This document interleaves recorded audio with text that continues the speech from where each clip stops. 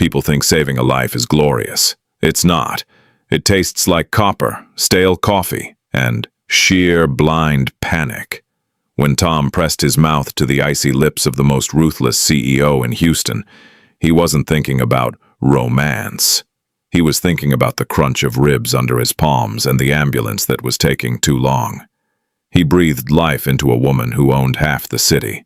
The security cameras caught it. The internet called it a kiss. Everything fell apart. The mop bucket squeaked. It was a high, irritating pitch that cut through the dead silence of the 32nd floor. Tom shifted his grip on the heavy wooden handle and pushed. Left, right. Figure 8. The industrial floor cleaner smelled like synthetic lemons and bleach. It burned the back of his throat, but after 3 years on the graveyard shift at Vanguard Financial, Tom barely noticed. He checked his watch. 2:14 a.m. 4 hours left. 4 hours until he could trade the agonizing ache in his lower back for the cramped driver's seat of his Honda Civic. 4 hours until he could make it back to the tiny 2-bedroom apartment in Rogers Park before his daughter Lily woke up for school. Tom leaned against the handle, staring out the floor-to-ceiling glass windows. Houston sprawled below him, a grid of amber streetlights and pulsing red taillights. Down there, people were sleeping. Up here, Tom was erasing the scuff marks of the city's elite. He was 34, but he felt 50. His knuckles were permanently dry, mapped with tiny white cracks from the chemicals. He wasn't a man. He was a utility. A ghost in a gray jumpsuit who emptied trash cans filled with half-eaten $20 salads and shredded documents worth more than he would earn in a lifetime. His phone buzzed in his chest pocket. He pulled it out with a damp, gloved hand. A text from Mrs. Higgins, his elderly neighbor who watched Lily at night. She coughed a bit around midnight, gave her the inhaler. Sleeping now. Tom closed his eyes. The tight knot in his stomach, the one that lived there permanently, pulled a fraction tighter. The albuterol inhaler was nearly empty. Refills were $80 with his bare-bones company insurance. He mentally tallied his bank account, $200 to his name. Rent was due in 4 days, groceries, gas. The math didn't work. The math never worked. He shoved the phone back into his pocket and grabbed the mop. Harder this time. He scrubbed a stubborn coffee stain near the edge of a mahogany desk.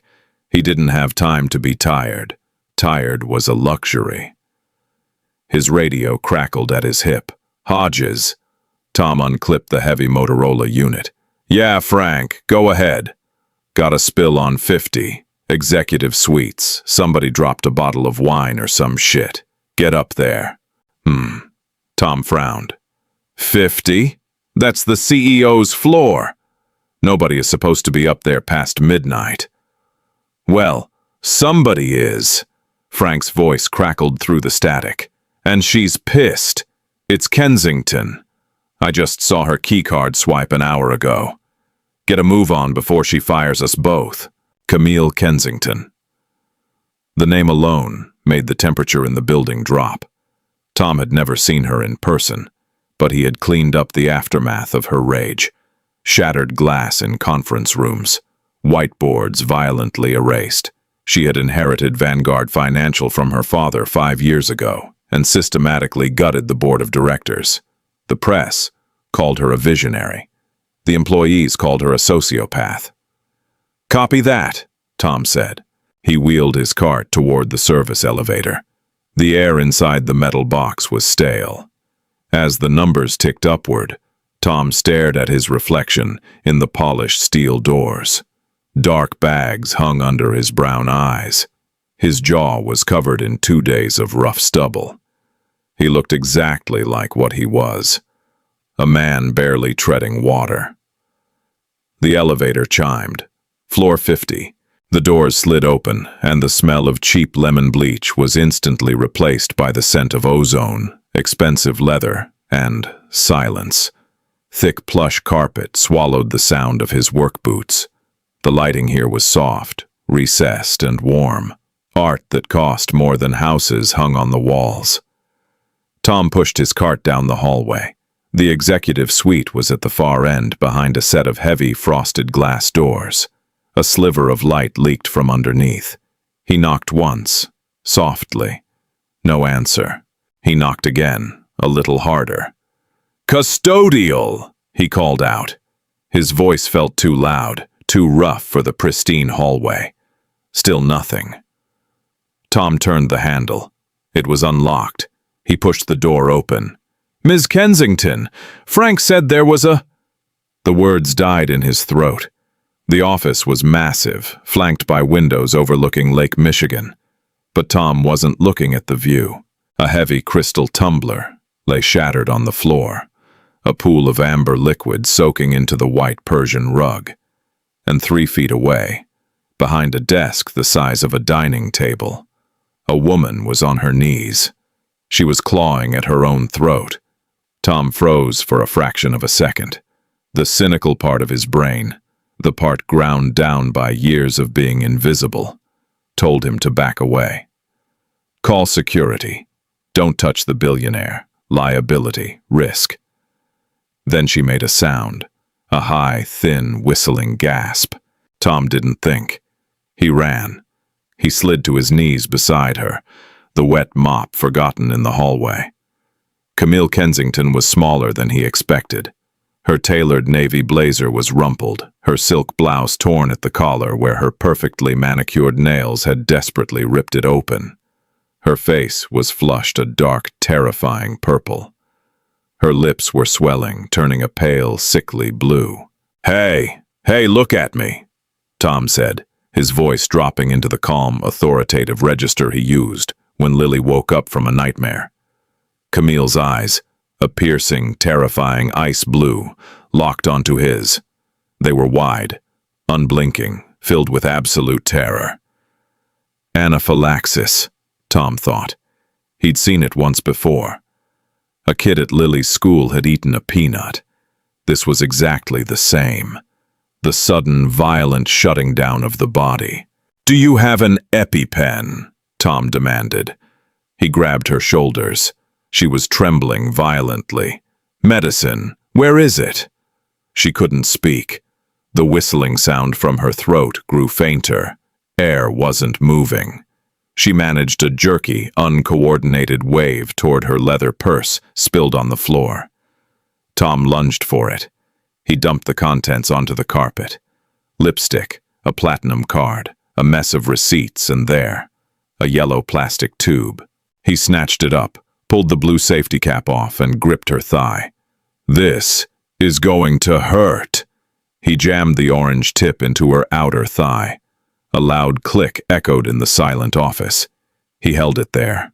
1, 2, 3. Nothing happened. Camille's eyes rolled back. Her body went slack, collapsing entirely against Tom's chest. "No, no, no," Tom muttered, tossing the spent pen aside. He laid her flat on the carpet. "Come on, breathe." He checked her pulse. It was racing, a frantic, thready flutter against her neck. But her chest wasn't rising. Her airway was completely clamped shut. The epinephrine wasn't working fast enough, or the dose was too old, or she had waited too long to use it. She was suffocating. Tom grabbed his radio. "Frank, call 911, floor 50. We have a medical emergency. She's not breathing. Now!" He threw the radio to the side. He tilted her head back, lifting her chin to open the airway. He pinched her nose. He didn't think about who she was. He didn't think about the millions of dollars in her bank account or the thousands of people she employed. She was just a body shutting down. He took a deep breath, sealed his mouth over hers, and blew. Resistance.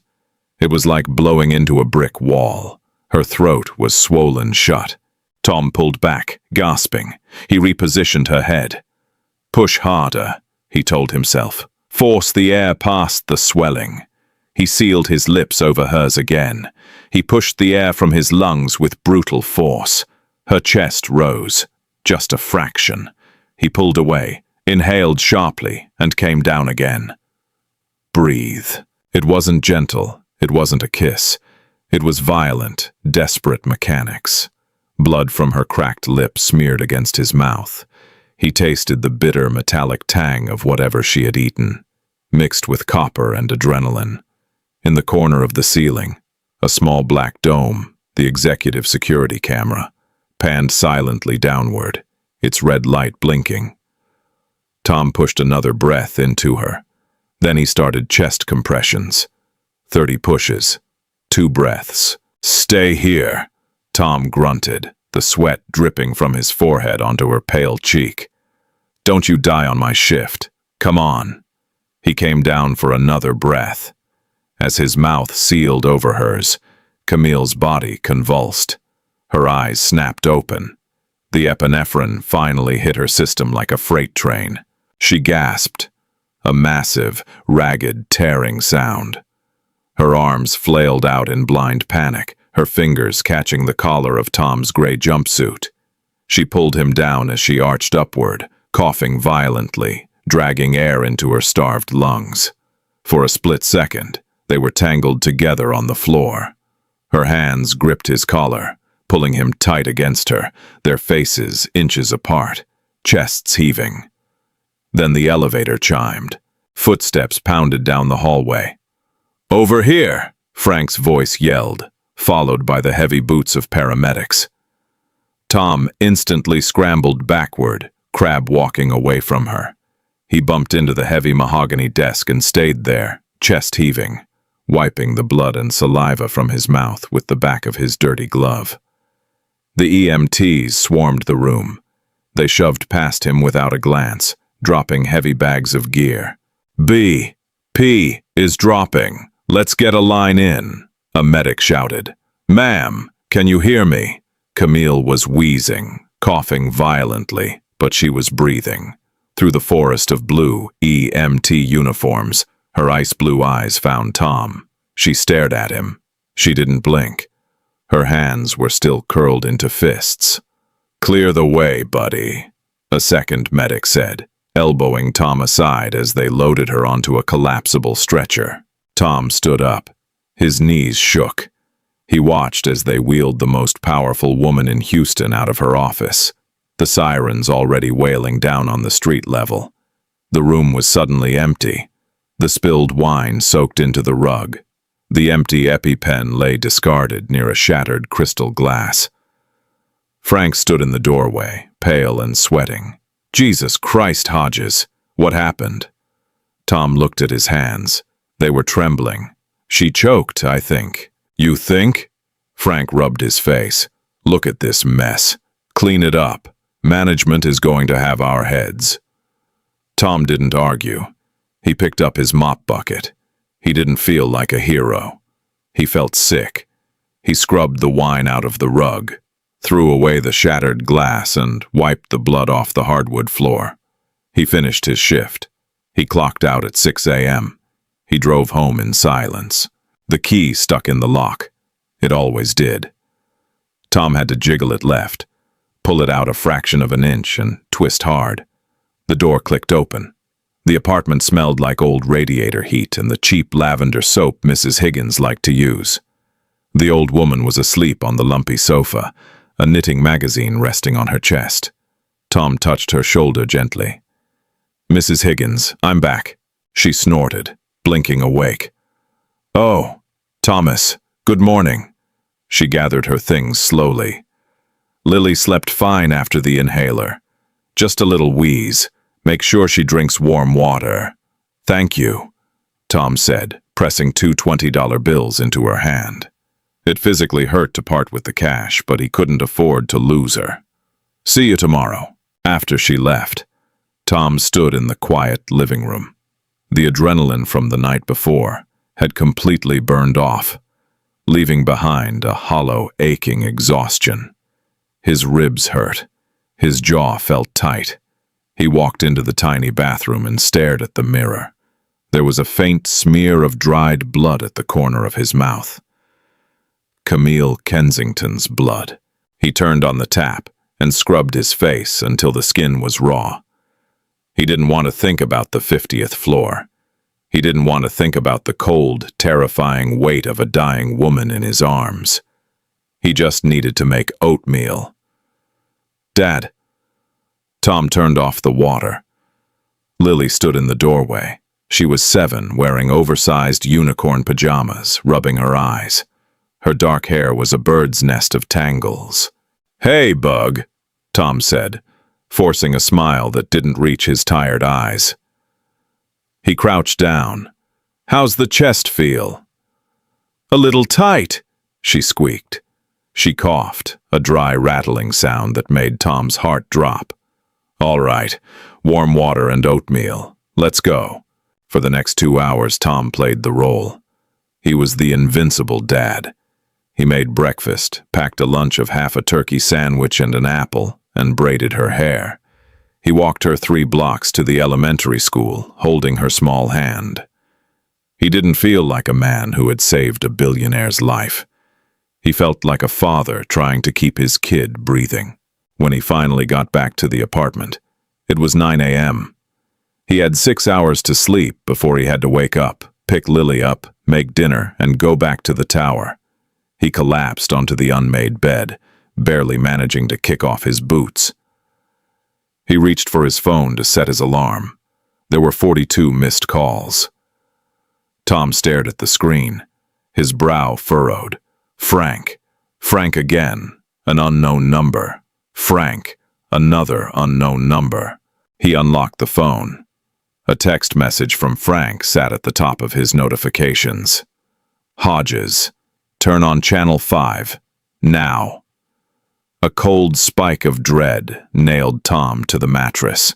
He grabbed the TV remote from the nightstand and clicked the power button. The morning news anchor, a perfectly coiffed woman with a serious expression, was speaking over a graphic that read, "Vanguard CEO in critical condition. Rushed to Northwestern Memorial early this morning," the anchor was saying. "Sources say Camille Kensington suffered a severe allergic reaction." But what is truly shocking the financial world this morning is the leaked security footage from her private office. The screen cut. It was black and white, grainy, high-angle footage from the security dome on the 50th floor. There was no audio. Tom felt the blood drain from his face. The video showed Camille collapsing. Then a man in a gray jumpsuit, Tom, sliding to his knees next to her. But the angle was terrible. The desk obscured the EpiPen. The camera's perspective completely flattened the distance. It didn't look like CPR. It looked like Tom had grabbed her. It looked like he had forced his mouth onto hers. And then, the worst part, the moment the epinephrine kicked in. The footage showed Camille convulsing, arching her back, her hands desperately gripping Tom's collar, pulling his face down to hers. Without the context of her dying gasps, it looked like a desperate, violent embrace. The anchor's voice returned. "The identity of the man in the video is currently unknown. Vanguard Financial has declined to comment on the nature of Ms. Kensington's relationship with the employee, or if this alleged romantic encounter led to the medical emergency. Tabloids are already calling him the mystery lover." Tom dropped the remote. It clattered against the hardwood floor. "No," Tom whispered. "No, no, no." His phone buzzed in his hand. It was Frank again. This time Tom answered it. "Frank, where are you?" Frank yelled over the phone. "Are you at home?" "Frank, the video. They took it out of context. She was dying." "Shut up, Hodges. Listen to me." Frank's voice was strained, panicked. "Vanguard Security is tearing the building apart. The board of directors is going nuclear. They think you assaulted her, or that you're sleeping with her. The media is offering 10 grand to anyone who can ID the guy in the suit." Tom couldn't breathe. It felt like his own throat was closing up. "I saved her life." "Well, the internet thinks you slipped her the tongue while she was choking to death. You need to lay low. Don't come in tonight. If HR gets your name. If I don't work, I don't get paid, Frank. I need the hours." You come here, there's going to be 50 cameras in your face and the cops waiting to arrest you for battery. Just stay put." The line went dead. Tom sat on the edge of the bed. The silence of the apartment pressed in on him. He looked at the empty bottle of albuterol sitting on the kitchen counter through the open doorway. He had saved a life, and it was going to ruin his own. Miles away, in a sterilized VIP room at Northwestern Memorial Hospital, a heart monitor beeped in a steady, rhythmic cadence. Camille Kensington opened her eyes. Her throat felt like it was lined with broken glass. Her chest ached. She turned her head slowly, the IV lines pulling at her wrist. Her personal assistant, David, was standing at the foot of the bed, his face pale, clutching a tablet. "Ms. Kensington," David breathed, stepping forward. "Thank God. The doctors said you were minutes away from—" "Who?" Camille croaked. Her voice was a brutal, scraping whisper. David blinked. "Excuse me?" Camille closed her eyes, the memory flashing violently in her mind. The sheer terror of suffocating, the cold floor, and then the rough, calloused hands, the smell of cheap bleach and exhaustion. The man who had physically beaten the breath back into her lungs when she was fading into the dark. "Who was he?" she demanded, opening her eyes, the icy blue flashing with a sudden, intense heat. David swallowed hard. He looked down at his tablet, then back up at her. "Ma'am, there's something you need to see. The media. They've got hold of the security footage." Camille didn't care about the media. She cared about debts. She owed her life to a ghost in a gray suit, and Camille Kensington always paid her debts. "Find him," she whispered. The IV line pulled tight against the back of Camille's hand. She looked at the clear tubing, then at the bruised skin beneath the medical tape, and ripped it out. A drop of blood welled up, bright and vivid against her pale skin. "Miss Kensington, please." David took a step forward, his hands raised like he was trying to calm a cornered animal. "The attending physician said you need fluids. Your histamine levels are still completely erratic." "My histamine levels aren't plunging our stock price, David," Camille said. Her voice was still a brutal, scraping whisper. Her throat felt raw, swollen, thick. She swung her legs over the edge of the hospital bed. Her bare feet hit the cold linoleum. "Show me the video again." David hesitated. He was 28, held a master's degree from Wharton, and was currently terrified of a woman in a backless cotton gown. He handed over the tablet. Camille watched the grainy black and white footage. She watched herself collapse. She watched the man in the gray jumpsuit slide into frame. She didn't see a lover. She saw violence, the desperate, mechanical violence of chest compressions. She watched him force air into her lungs. She remembered the sheer weight of him, the smell of industrial cleaner, the sheer terror that had gripped her right before the dark closed in. The media was calling it a passionate embrace. They were idiots. He was keeping her from turning into a corpse on her Persian rug. "The board convened an emergency session at 7 this morning," David said, his voice tight. "They're citing the morality clause in your contract. They're saying you were intoxicated, engaging in inappropriate relations with a subordinate, and that it triggered a medical episode. They want a vote of no confidence." Camille handed the tablet back. She didn't blink. "They've been waiting for an excuse to gut me since I fired Henderson last quarter. This is their leverage." It's working," David said. "Vanguard is down 4% in pre-market trading. The tabloids are running wild. We need a statement. We need to deny it, fire the employee, and threaten legal action." Camille looked up. Her ice-blue eyes locked onto David, freezing him in place. "Fire him," she repeated. The whisper made it sound infinitely more dangerous. "Yes, it's the standard crisis management protocol. We isolate the liability." "That liability," Cracked 3 of my ribs, keeping my heart beating until the paramedics arrived," Camille said, standing up. The room spun for a fraction of a second. She grabbed the edge of the bed to steady herself. "I was dead, David. I couldn't breathe. I couldn't move. He saved my life while security was busy checking IDs in the lobby." David swallowed. "I understand that. But the optics, I don't care about the optics. I care about the fact that I owe him, and I don't leave debts unpaid." Camille walked to the small closet and pulled out the clothes David had brought her. "Get HR on the phone. I want his name. I want his address. I want his employment file." "HR is refusing to release the file to my office," David admitted, looking at the floor. "They're citing the active board investigation. They've locked his credentials." Camille stopped. A cold, heavy silence filled the sterile hospital room. "They locked him out," she said. "Standard protocol." Camille pulled her silk blouse over her shoulders, wincing as the fabric brushed against the raw skin of her neck. "Get me my head of security. Bypass HR Cole Griggs. Tell him to track the keycard swipes on the 50th floor from last night. I want a name in 10 minutes. Tom stood in the fluorescent glare of the neighborhood pharmacy.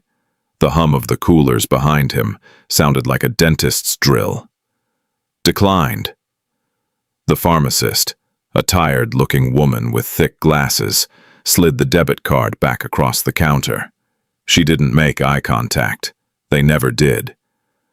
Tom stared at the card. It was a piece of cheap blue plastic. It felt entirely useless. He looked at the paper bag on the counter. Inside was a generic albuterol inhaler. $85. "Can you run it again?" Tom asked. His voice sounded hollow. "I ran it twice, sir. Insufficient funds." Tom closed his eyes. The headache that had been building since he woke up finally cracked open behind his temples. He had transferred his last $50 to the checking account, hoping a pending charge hadn't cleared. It had. He was overdrawn. He looked down at Lily. She was clinging to his pant leg, staring at the floor tiles. She gave a small, dry cough. The sound physically hurt him. "Okay," Tom said quietly. He pushed the bag back toward the pharmacist. "Never mind. Thank you." He took Lily's hand and walked out of the store. The Houston wind hit them immediately, biting through Tom's thin denim jacket. It was a bleak, overcast afternoon. "I'm sorry, Dad," Lily mumbled, pulling her knit hat down over her ears. Tom stopped. He knelt on the concrete, ignoring the cold seeping through his jeans. He grabbed her shoulders gently. "Hey, look at me." She looked up. Her eyes were wide, anxious. She knew the math didn't work. Kids always knew when the math didn't work. "You don't apologize for breathing, Bug, you hear me?" "Never." Tom forced a smile. He smoothed her tangled hair. "We'll get it tomorrow. I'll ask Frank for an advance. We have enough in the old inhaler to get through tonight." It was a lie. The old inhaler was sputtering, but he needed her to stop looking so terrified. They walked the remaining 4 blocks to their apartment building. The neighborhood was a patchwork of crumbling brick facades and overgrown lots. The lobby smelled like boiled cabbage and damp dog. Tom checked his phone as they walked up the 3 flights of stairs. Frank hadn't texted back. Tom had tried to call Vanguard HR twice. Both times he was transferred to a generic voicemail. He was locked out of the employee portal. He didn't exist anymore. The system had swallowed him whole and spat out the bones. He unlocked the apartment door, ushered Lily inside, and locked the deadbolt behind them. "Go wash your hands," Tom said, stripping off his jacket. "I'll make some pasta." He walked into the tiny kitchen. He opened the fridge. Half a carton of milk, a jar of cheap mustard, and a brick of cheddar cheese. He closed it. He leaned his forehead against the cool, dented metal of the door. He had nothing left to sell. He had pawned his late wife's wedding band 3 years ago, to pay for Lily's hospital stay when the asthma first manifested. He drove a car with a cracked engine block. He scrubbed toilets for a company that had just erased him to save face. A sharp knock on the front door made him jump. Tom froze. His heart hammered against his ribs. Cops, he thought. Frank said they were looking for me. They think I assaulted her. He moved silently down the narrow hallway. Lily peeked her head out of the bathroom. Tom held a finger to his lips. He pressed his eye against the peephole. It wasn't the police. Standing in the dim, flickering light of the hallway was a woman. She was wearing a tailored charcoal overcoat. Her dark hair was pulled back sharply. Even through the distorted glass of the peephole, Tom recognized the icy, uncompromising eyes. Camille Kensington. Tom didn't move. He held his breath. Knock, knock, knock. It wasn't a frantic knock. It was measured, deliberate. The knock of someone who owned the door and the building it was attached to. "I know you're in there, Mr. Hodges," a voice called out.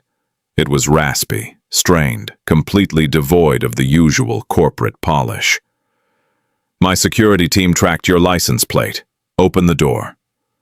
Tom unfastened the deadbolt. He turned the knob and pulled the door open just enough to block the entryway with his body. Camille stood there. Up close, the damage was obvious. A dark, ugly bruise was blooming along her jawline. Her neck was red and irritated. She looked exhausted, pale, and entirely out of place in a hallway that smelled of garbage and old fry grease. Behind her, down at the end of the hall, a massive man in a black suit stood with his hands folded in front of him. "You shouldn't be here," Tom said. His voice was flat, protective. "And you shouldn't be dodging my phone calls," Camille replied. She didn't flinch at his tone. She met his eyes, unblinking. "I don't have your number, and Vanguard locked me out of the system." Tom tightened his grip on the door. "Look, lady, I didn't say a word to the press. I didn't touch you inappropriately. You were dying. I did my job. Now please go away before you make this worse." "It's already worse," Camille said. She leaned heavily against the doorframe. For a second, the iron facade cracked, revealing the physical toll of a near-death experience. She winced, pressing a hand to her ribs. "May I come in?" "No." Camille looked at him. Really looked at him. She saw the exhaustion etched into his face, the faded, threadbare flannel shirt, the defensive posture of a man who was used to being kicked. "I have a board of directors trying to use a grainy video of you breaking my ribs to steal my company," Camille said, her voice dropping lower, forcing him to listen. "You have no job, no severance, and from the look of this building, no financial safety net. We have a mutual problem." "My problem," Tom said, his jaw tightening, "is that I can't afford my daughter's medication because your HR department fired me to cover your ass. So don't talk to me about mutual problems." A dry, rattling cough echoed from the living room. Camille's eyes shifted over Tom's shoulder. "Dad?" Lily's voice called out nervously. Tom felt a spike of absolute panic. He shifted, blocking Camille's view completely. I said, "Go away." Camille didn't move. She stared at Tom's chest for a long moment, calculating. The air in the hallway felt heavy. Then she reached into the pocket of her overcoat. Tom tensed, ready to shut the door in her face. She pulled out a sleek rectangular object and held it out. It was a brand new albuterol inhaler, boxed, unopened. Tom stared at it. The breath caught in his throat. "My assistant picked it up on the way here," Camille said quietly. "He called your pharmacy. They told him your card declined. Take it." Tom felt a flush of deep, burning humiliation rise in his cheeks. He hated her in that moment. He hated that she knew. He hated that she had the power to solve his most desperate problem with casual pocket change. "I don't take charity," Tom said softly. "It's not charity," Camille rasped. "It's an operational expense. You kept me breathing. I'm returning the favor. Take it, Hodges, before I drop it on this filthy floor." Tom looked at the box. He heard Lily cough again. Pride didn't pay the bills. Pride didn't clear the lungs. He snatched the box from her hand. "5 minutes," he muttered, stepping back and pulling the door open. Camille walked in. She didn't look disgusted by the cramped apartment. She didn't look at the peeling wallpaper or the worn-out rug. She looked at the reality of the situation with the cold, assessing gaze of an auditor. "Go give her that," Camille said, nodding toward the hallway. "I'll wait." Tom walked to the living room, unwrapping the box. He administered the dose to Lily, watching the tight lines of panic ease around her small eyes as the medicine opened her airways. He tucked her onto the sofa with a blanket and turned on a cartoon to drown out the noise. When he walked back into the tiny kitchen, Camille was sitting at the wobbly laminate table. She looked exhausted. "All right," Tom said, leaning against the counter, crossing his arms. "You're inside. You gave me the medicine. What do you want?" Camille folded her hands on the table. "I want to buy your life for the next 6 months." Tom laughed. It was a harsh, humorless sound. "My life isn't worth much. Right now, your life is worth roughly $400 million in market capitalization," Camille said, entirely serious. She didn't smile. She didn't blink. "The board of Vanguard Financial is trying to declare me mentally unfit and morally compromised. They leaked the security footage to force a public scandal. So tell them the truth. You had an allergic reaction. I gave you CPR. Truth is irrelevant in corporate warfare," Camille stated flatly. "The video is out. The narrative is set. They are painting me as an erratic, lonely executive engaging in a sordid affair with a nighttime cleaner. It plays perfectly into the misogynistic angle they've been building for years. If I try to claim it was just a medical emergency, they'll say I'm covering up an assault, or worse, that my health is failing, which triggers a medical succession clause." Tom rubbed his eyes. The sheer scale of her world was giving him a headache. "And how does buying my life fix that?" Camille leaned forward. The bruise on her jaw caught the harsh light of the kitchen bulb. "We lean into the skid." Tom stopped rubbing his eyes. He looked at her. "What? The media loves a fairy tale, Hodges. They want a romance. A passionate, secret affair between the ruthless CEO and the humble, hard-working single father." She said the words with a clinical detachment that made Tom shudder. "We don't deny the video. We contextualize it.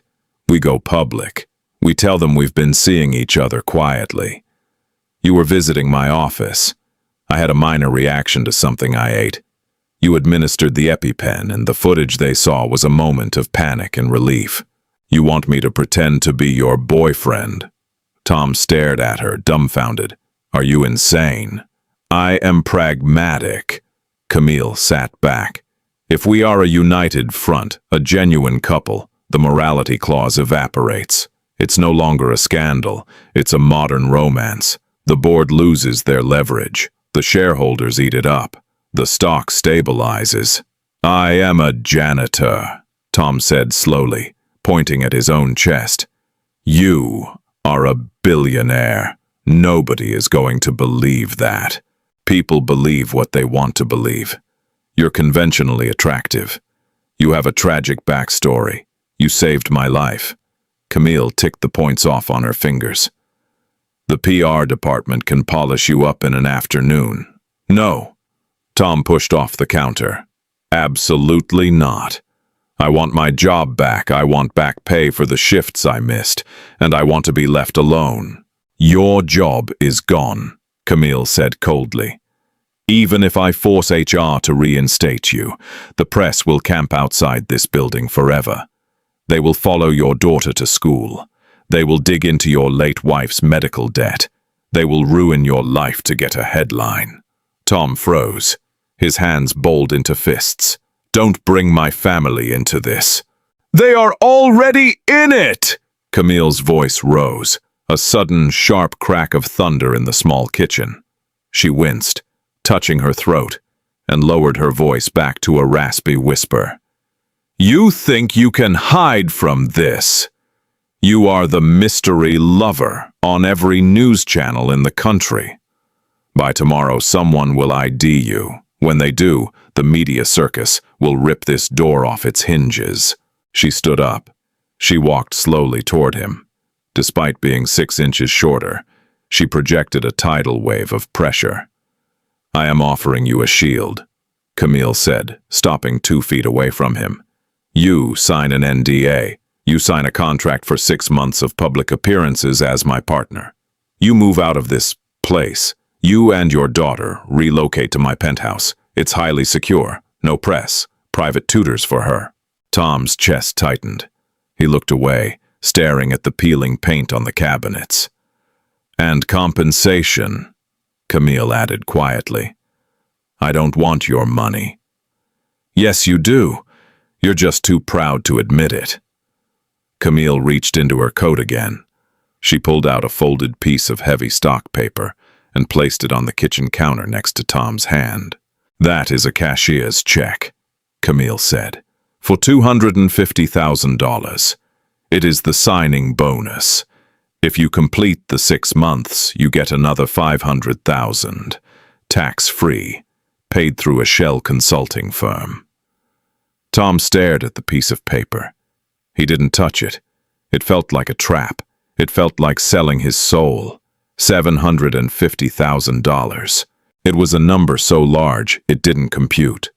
It was rent for the rest of his life. It was top-tier medical insurance for Lily. It was college tuition. It was a house with a yard. It was an escape from the crushing, suffocating weight of poverty that sat on his chest every single morning. "Why?" Tom asked, his voice cracking. He finally looked back at her. "Why me? You could hire an actor. You could hire a model."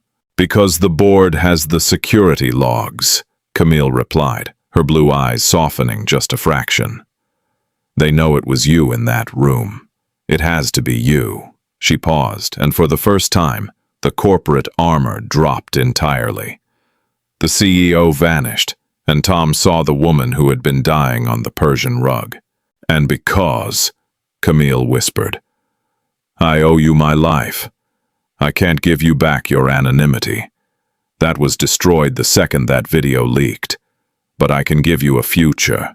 I can make sure you never have to choose between groceries and your daughter's ability to breathe ever again." A heavy silence settled over the kitchen. The refrigerator hummed. From the living room, the muffled sound of a cartoon played brightly. Tom looked at the check. He looked at the empty fridge. He looked at his hands, covered in the tiny white scars from years of industrial bleach. He had spent his whole life trying to be invisible, trying to survive the grind. He had pushed a mop in the shadows while people like Camille Kensington ruled the world from the sky. Now the sky was falling, and she was asking him to catch it. 6 months, Tom said, his voice barely audible. 6 months, Camille confirmed. Strictly professional. We do the interviews. We smile for the cameras. We kill the board's narrative. Then we break up amicably. You take the money and disappear. Tom closed his eyes. He took a deep, shuddering breath. He reached out and placed his hand flat over the folded check. "What's the first step?" Tom asked. Camille's posture straightened. The moment of vulnerability vanished, instantly replaced by the terrifying efficiency of Vanguard's CEO. "Pack your bags," Camille said, pulling a sleek phone from her pocket and dialing a number. "We're going shopping. You can't meet the press looking like a casualty." The elevator doors opened with a soft, melodic chime, revealing the penthouse. Tom stepped out, holding Lily's hand so tightly his knuckles were white. He had spent 3 years cleaning the most expensive real estate in Houston. But this was entirely different. Vanguard's offices were designed to intimidate. Camille Kensington's home was designed to insulate. It was a sprawling, multi-level fortress of glass, steel, and warm, dark wood. The floor-to-ceiling windows offered a 360-degree view of the city, placing them above the clouds. There was no sound. The roar of the Houston traffic, the sirens, the constant grinding hum of the city that Tom had lived with his entire life. It was all completely erased. "Wow," Lily whispered. She let go of his hand, her small sneakers squeaking softly against the polished Brazilian hardwood as she walked toward the glass. "Dad, we're flying." Tom swallowed hard. He didn't feel like he was flying. He felt like he was suffocating in an entirely new way. "David will show Lily to her room," Camille said, stepping off the elevator behind them. She had traded her ruined blazer for a simple, impeccably cut black turtleneck. But the dark bruise on her jaw remained a stark reminder of the night before. "The tutors arrive tomorrow at 9. For now, she can rest." David, looking entirely out of his element, holding Lily's battered pink backpack, managed a stiff smile. "Right this way, kiddo. We have a television and a chef." Lily looked back at Tom, her eyes wide with uncertainty. Tom forced a reassuring nod. "Go ahead, Bug. I'm right here." Once David and Lily disappeared down a long, art-lined hallway, the crushing silence returned. Tom stood in the center of the massive living room, wearing his faded flannel and scuffed boots. He felt like a stain on a white rug. "Sit," Camille said, gesturing toward a massive leather sectional. "I prefer to stand." Camille didn't argue. She walked to a wet bar tucked into the corner, poured an inch of amber liquid into 2 crystal tumblers, and walked back, offering one to him. Tom took it. It was Macallan. The good stuff. It smelled like peat and money. "The tailor is coming in an hour," Camille said, taking a slow sip of her drink. "Tomorrow, my publicist will brief you. By tomorrow night, we attend the Vanguard Foundation Gala. It's our annual charity dinner. The entire board of directors will be there, along with the city's major press outlets." Tom stared into his glass. "We're just jumping right into the deep end, huh? The board is voting on my competency on Friday," Camille stated plainly. "We don't have time to wade. We need a show of force. They are expecting a panicked, erratic CEO. Instead, they are going to get a unified front." "They're going to get a janitor in a rented suit," Tom corrected, looking up. "Look, I signed your contract. I took your check. I'll play the part. But these are your people. Sharks. They smell blood in the water. They're going to tear me apart to get to you." Camille set her glass down. The sharp clink echoed in the quiet room. She walked toward him, stopping a foot away. She looked up, her ice-blue eyes locking onto his. "They are not my people," Camille said softly. "They are my employees, and they are trying to steal my father's legacy. As for you," she reached out, her cool fingers lightly touching the collar of his worn flannel shirt. Tom stiffened, but he didn't pull away. "You aren't a janitor anymore, Tom," she said. "You are my partner. You don't have to understand hedge funds or corporate acquisitions. You just have to stand next to me and look like you belong there. Can you do that?" Tom looked at the bruise on her jaw. He remembered the desperate, terrifying strength in her hands when she had fought for air on the floor of the 50th level. She was a billionaire, a titan of industry. But beneath it all, she was just a person who wanted to survive. He understood survival. It was the only language he was fluent in. "I can stand," Tom said roughly. The next 3 hours were a blur of humiliating, precise invasions of personal space. A team of 3 people swarmed the penthouse.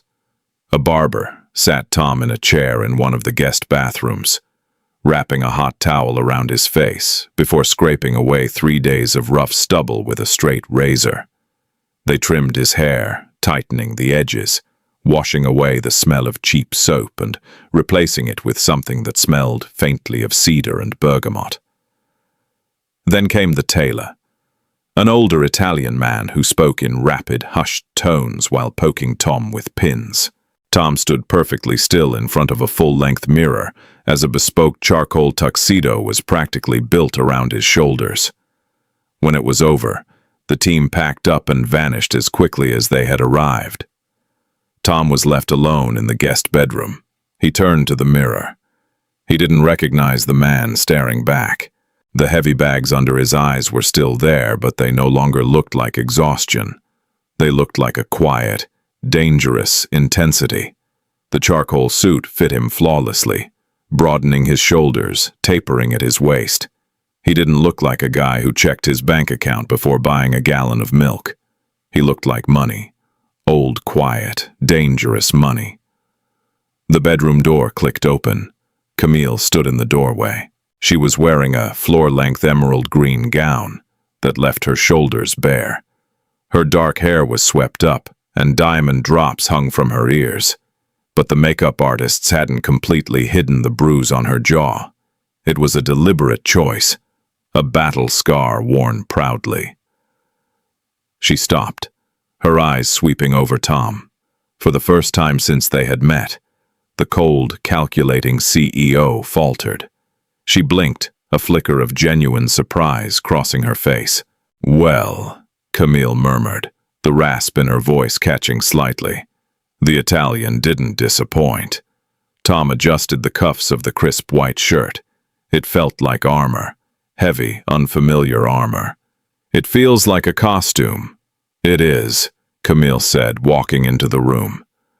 "But so is this." She gestured to her own gown. "Everything is a performance, Tom. The only difference tonight is that the audience has cameras. Are you ready?" Tom thought about Lily, asleep in a bed the size of their old living room, an unopened, brand-new inhaler sitting on the nightstand beside her. He squared his shoulders. "Let's go to work." The Vanguard Foundation Gala was held at the Field Museum. The massive marble hall, usually reserved for dinosaur fossils and echoing school field trips, had been transformed. Thousands of white orchids spilled over tables draped in black silk. The lighting was low and dramatic, illuminating the city's elite as they mingled, drank champagne, and whispered behind each other's backs. Outside, a barricade held back a thrashing ocean of paparazzi. Flashbulbs strobed like a lightning storm. When the black armored SUV pulled up to the red carpet, the shouting became a physical wall of noise. "Camille! Camille, over here! Who is the mystery man? Is it true you were attacked?" Inside the SUV, Camille looked at Tom. Her hands, resting in her lap, were trembling just a fraction. It was the only sign of weakness.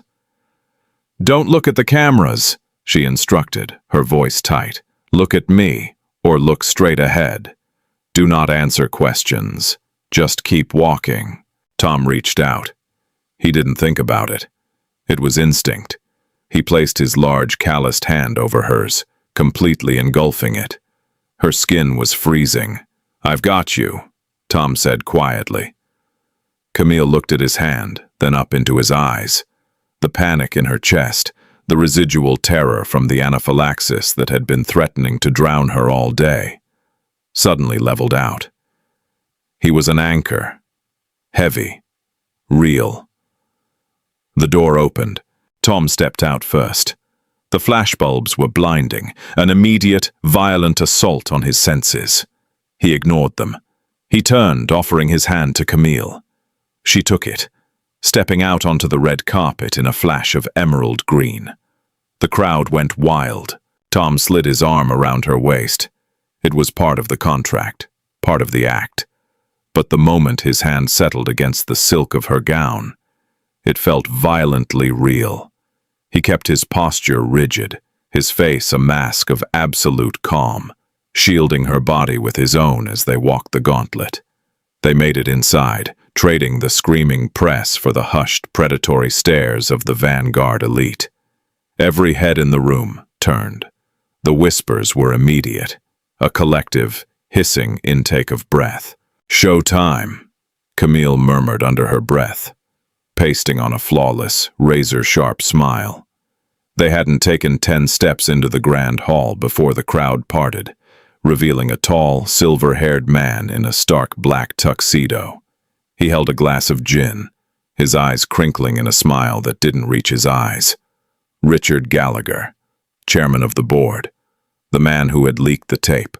"Camille, darling," Richard purred, stepping forward. He didn't offer to kiss her cheek. He was staring directly at Tom. "We were so worried when the footage leaked. Well, we feared the worst. It's a miracle you're standing here." "I'm perfectly fine, Richard. Thank you for your concern," Camille said, her voice dripping with absolute ice. "Though I'm sure my survival was a disappointment to some." Richard chuckled, a low, patronizing sound. "Always the fighter. And this must be the savior." He turned his full attention to Tom, his eyes dropping to the custom suit, calculating the cost. And then darting back up, "I don't believe we've been introduced. I know everyone in Camille's circle. You are—" "Tom," he said. He didn't offer his last name. He didn't extend his hand. "Tom," Richard repeated, tasting the common name with obvious distaste. "Fascinating. The press has been digging for days, and yet you have no footprint, no hedge fund, no tech startup. Tell me, Tom, what exactly is your portfolio?" It was a trap, a blatant public challenge. Several other board members had drifted closer, holding their champagne flutes, waiting for the blood to hit the water. They expected the working-class guy to stumble, to admit he scrubbed their toilets, to shatter the illusion.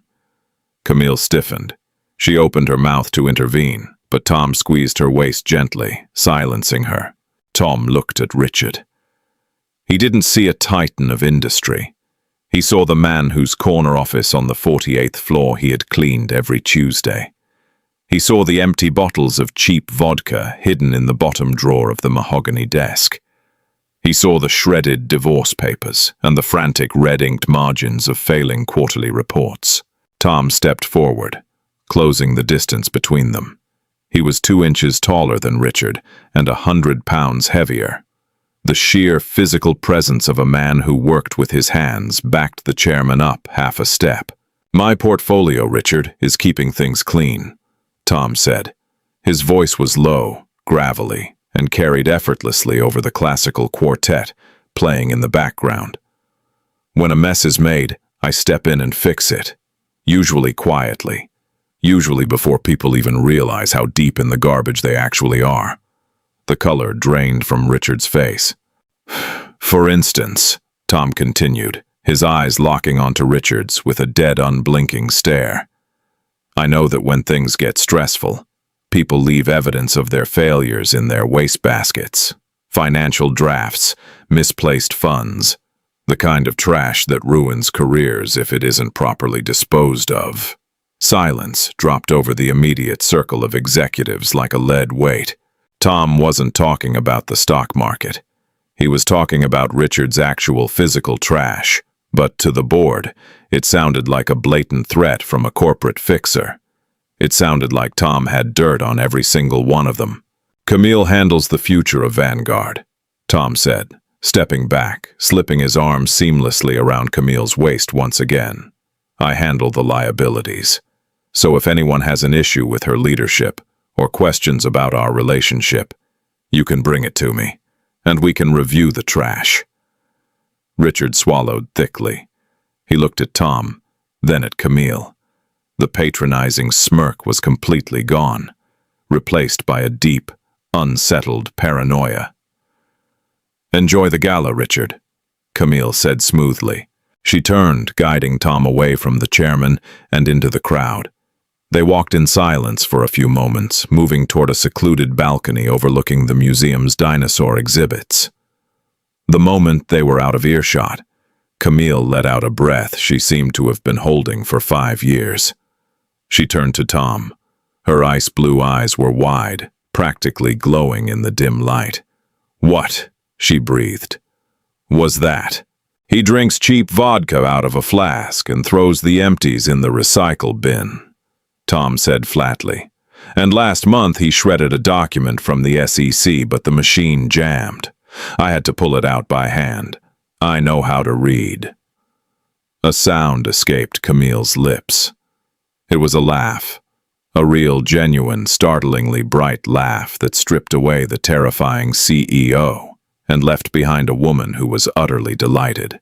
"You threatened the chairman of the board with his own garbage," she said, shaking her head.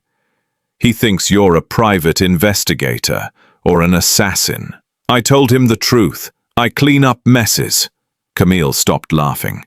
The smile faded into something softer, something incredibly vulnerable. She looked up at him, the noise of the gala fading into the background. "You didn't flinch," she said quietly. "Everyone flinches when Richard pushes them. You didn't even blink." "I've dealt with worse than rich men in suits, Camille." She reached out. This time she didn't touch his clothes. She pressed her palm flat against his chest, right over his heart. It was beating steadily, calmly. "Thank you," she whispered. "It wasn't for the gala. It was for the 50th floor. It was for the breath in her lungs." Tom looked down at her. The line between the contract and reality suddenly felt dangerously thin. "You're welcome." The adrenaline crash hit them both the moment the penthouse doors closed behind them. It was 2 a.m. The city below was a sprawling grid of quiet amber lights. Tom pulled the bow tie loose, letting it hang around his neck. He shrugged off the heavy charcoal jacket and dropped it over the back of a leather chair. "I'm going to check on Lily," he muttered, rubbing the back of his neck. He walked down the quiet hallway, pushing the heavy oak door open an inch. A small nightlight cast a warm yellow glow over the massive bed. Lily was fast asleep, buried under a mountain of down comforters. Her breathing was slow, even, and entirely silent. No rattle, no wheeze. Tom stood in the doorway for a long time, just watching her chest rise and fall. When he finally walked back into the living room, Camille was sitting on the floor by the floor-to-ceiling windows. She had kicked off her heels and pulled the emerald gown up around her knees. She held a glass of water, staring out at the Houston skyline. She looked small, stripped of the armor, stripped of the boardrooms and the press. She was just a woman sitting in a glass box in the sky.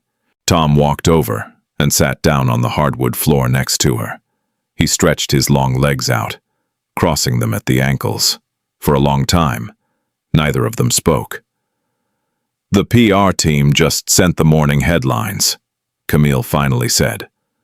Her voice was back to the raspy whisper, worn out from the night. She didn't look at him. "They're calling you the Vanguard enforcer. The tabloids are saying we've been secretly engaged for a year. The stock is up 6% in after-hours trading. Mission accomplished," Tom said. His voice sounded hollow. Camille turned her head. She studied his profile. The strong jaw, the faint scar above his eyebrow, the permanent exhaustion that the expensive suit couldn't quite hide. "Is she okay?" Camille asked softly. "Lily?" Tom glanced at her, surprised.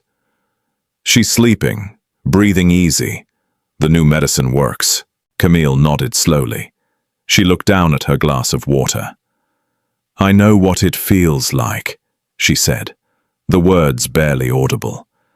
"Not being able to pull the air in, feeling your chest lock up, knowing that your body is betraying you, and there is absolutely nothing you can do to stop it." Tom looked at her. He remembered the sheer panic in her blue eyes on the floor of her office. He remembered the terrifying whistling sound of her closing throat. "It's like being buried alive," Camille whispered. Yeah, Tom said quietly. It is. I watched my father build this company, Camille continued, leaning her head back against the cool glass of the window. He was ruthless. He taught me that everyone is a transaction. Everyone wants something. You find out what it is, you pay for it, and you own them. She closed her eyes. But you can't buy oxygen. You can't bribe your own lungs. When I was on the floor, all the money, all the power, it was completely useless. I was just a dying animal. She opened her eyes and looked at him. The sheer intensity of her gaze made Tom's breath catch in his throat. And then, you were there, she said. You didn't care who I was. You didn't ask for a contract. You just broke my ribs and forced me to live. It's what anyone would have done. Tom deflected, looking away. No, it isn't, Camille said fiercely. Richard would have watched me die. David would have fainted. You saved me, Tom. She reached out and took his hand. Her fingers traced the rough, dry cracks on his knuckles, the scars of 3 years of industrial bleach and brutal labor. This contract, Camille said, her voice trembling slightly. The 6 months. The money. I told you it was an operational expense, to protect the company. I know. It was a lie. Tom froze. He turned his head slowly, meeting her gaze. What? I don't care about the board, Camille admitted, a tear finally breaking loose and tracing a slow path down her bruised cheek. I could have fought them in court. I could have crushed Richard without the PR stunt. She tightened her grip on his hand. I couldn't let you walk out of my life. I couldn't let you go back to scrubbing floors and terrified that your daughter wasn't going to wake up. I needed a reason to keep you here. The silence that followed was deafening. Tom stared at her.